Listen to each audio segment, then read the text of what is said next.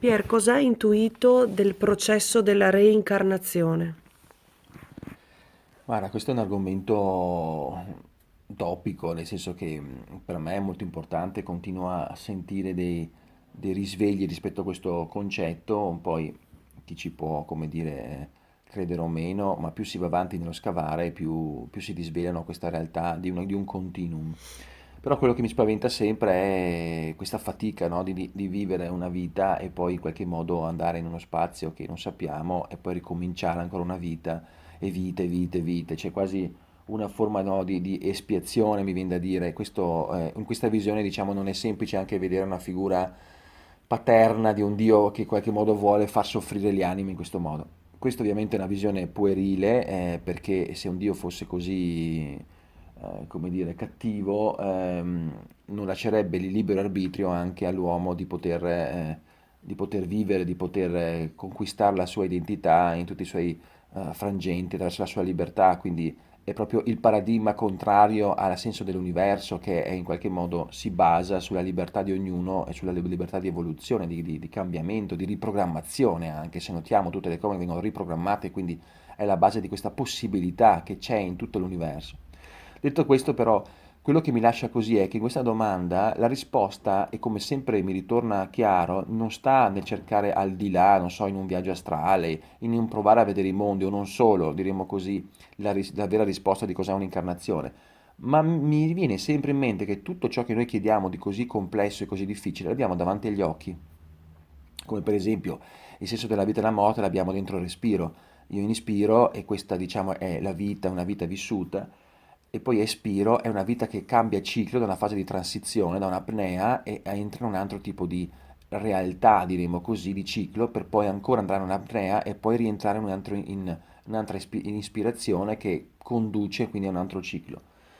E questo è dentro il nostro sistema. I sistemi sono tutti sistemi a cicli, quindi continuano a comunicarci che ci sono delle realtà dentro le realtà che esprimono la grande realtà. Ora, per avvicinarci al tema della reincarnazione dovremmo invece fare una specie di paragone sul tema del sogno. Cioè, quando noi andiamo a dormire, e andiamo a dormire, non so, preoccupati di tutte le situazioni lavorative che abbiamo avuto, eccetera, eccetera, entriamo poi in un mondo del sogno, dove elaboriamo tutta una serie di cose, però entriamo in un posto libero da un corpo, con tutta una serie di coinvolgimenti più o meno angosciosi, però diciamo o più o meno belli, diciamo sganciati però più o meno dalla realtà del corpo. La cosa interessante è quando torniamo invece nel mondo del corpo e tutto quello che avevamo lasciato la sera prima, abbiamo pensato, viene come a riaffiorarsi velocemente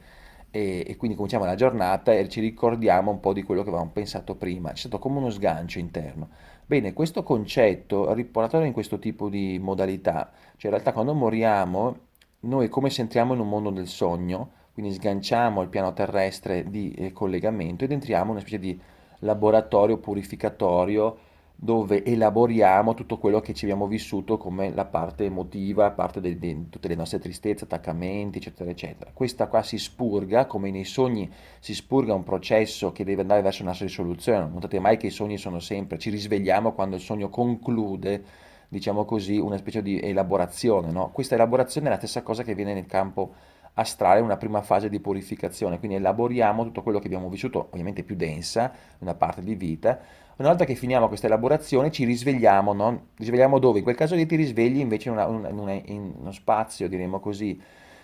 più simile a ciò che tu veramente sei, più vero potremmo dire, e dove se sei un artista continuerai a creare opere artistiche, se sei un ricercatore continuerai nella parte ricercatore e ti alleni, ti prepari, ti conduci una vita di allenamento. Per poi cosa? Per poi in un certo senso, se il tuo sistema non è molto pulito e alto, ti stufi, ti saturi anche di un certo tipo di processo di ricerca per poi ancora più ricercare e in questo senso il tuo allenamento richiede altre vesti. Questa veste cosa fa? Lo stufarsi ti appesantisce, aggrava il tuo sistema e tu vai in una specie di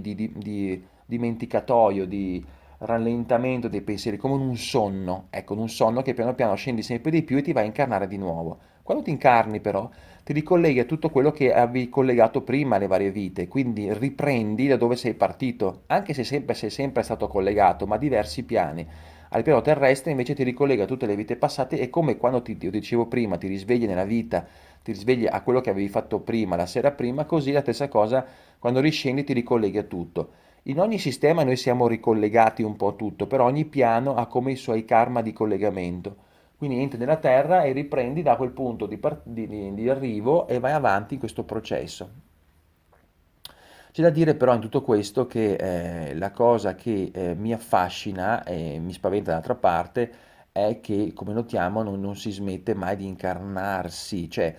quello che noto è che il piano di incarnazione, disincarnazione o di sonnolenza è una cosa che si ripete in diverse realtà. Pensiamo per esempio anche nella vita quando stiamo con un partner e a un certo punto la nostra anima, riflettete bene, la nostra anima inizia a appesantirsi e sentire che non ce la fa più e stare in un sistema di credenze, di modelli, di modi di fare anche col partner e a un certo punto richiede un cambiamento profondo. Ma è l'anima che si stufa, si stanca, è come se ha esaurito quell'esperienza e cosa fa? Cerca un nuovo processo. Ed è un processo molto doloroso perché passi da un processo di morte, di disvelamento di te, di ricerca profonda di chi sei. Questo disvelamento si chiama rinascita e la rinascita è un momento in cui l'anima si stufa profondamente di un processo, non ce la fa più ed è una questione di sopravvivenza. Notate che non abbiamo potuto fare diversamente a un certo punto di fare una scelta e di cambiare in un altro sistema perché saremmo morti e la morte vuol dire anche una malattia, perturbare un modo e portare avanti altre incarnazioni di un sistema che non abbiamo avuto il coraggio, per esempio, di andare ad affrontare una nuova verità, una nuova realtà.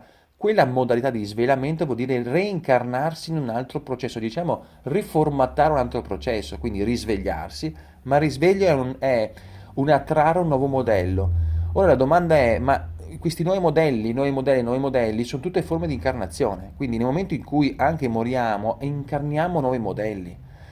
Quindi la domanda è, ti preoccupi di andare a rincarnarti? Guarda che la rincarnazione è un processo universale, cioè è qualcosa che continua a succedere in tutti gli spazi e da disvelamenti in disvelamenti ci disincarniamo a livelli sempre più sottili per arrivare poi a un piano chiamato spirituale dove ha una forma di incarnazione, tra virgolette, molto più sottile perché sei sempre più vicino a che cosa? A uno stato di verità di te, di attimalità, di profondità.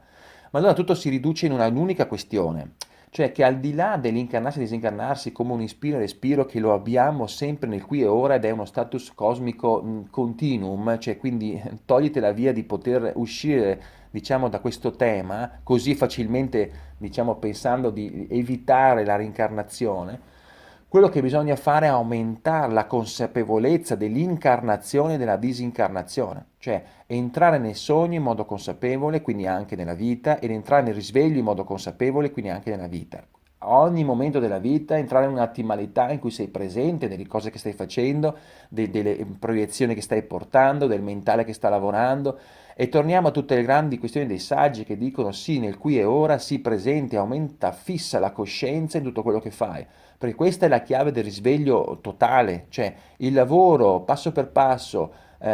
goccia per goccia, è quello di alimentare sempre di più questa immersione consapevole in ogni momento della nostra esistenza. Che tu sia qui, che tu sia altrove, che tu sia in ogni realtà, considera che questo è l'aspetto, la chiave dell'uscita o diciamo dell'inglobare in modo sano qualsiasi forma di trasformazione, perché non è da evitare l'incarnazione, sono processi essenziali per la fissazione dell'anima nella coscienza e una coscienza universale. Per fare questo bisogna aumentare attraverso tutte le esperienze come un risveglio da questo sogno e i sogni sognati sono piano piano sempre più vissuti in modo autonomo e cooperante e comprensivo di quello che stiamo noi co-creando. E questa è la chiave, quindi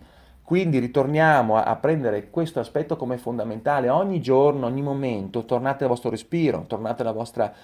presenza di quel momento, tornate ai vostri atti, siate gli spettatori delle vostre scenografie, cioè aumentiamo sempre di più questa consapevolezza, perché questa, ora e sempre, è la chiave della risoluzione generale di un risveglio dell'anima. Grazie.